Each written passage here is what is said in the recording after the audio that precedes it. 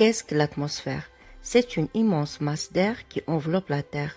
Elle s'étend sur plusieurs centaines de kilomètres au-dessus de nos têtes. La nuit, l'atmosphère retient la chaleur emmagasinée pendant la journée. À l'inverse, elle joue le rôle d'un filtre solaire le jour.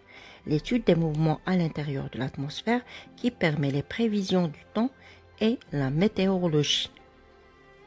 Où naissent la plupart des phénomènes météorologiques? Ils prennent leur origine dans la troposphère, cette partie de l'atmosphère qui va du sol jusqu'à une altitude d'environ 10 km. Plus on s'élève dans la troposphère, plus l'air est froid, et c'est là que se forment les nuages.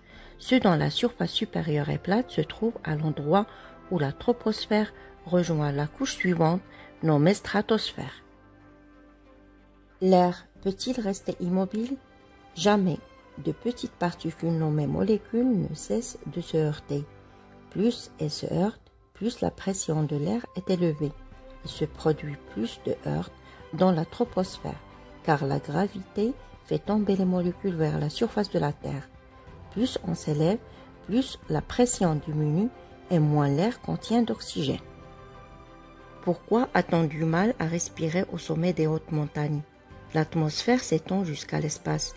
En altitude, l'oxygène est raréfié. C'est pourquoi les alpinistes portent parfois des masques à oxygène. La chaleur provoque-t-elle le mouvement de l'air?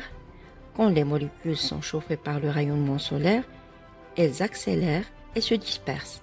L'air devient plus léger, il s'élève et sa pression diminue. Plus il monte, plus il refroidit.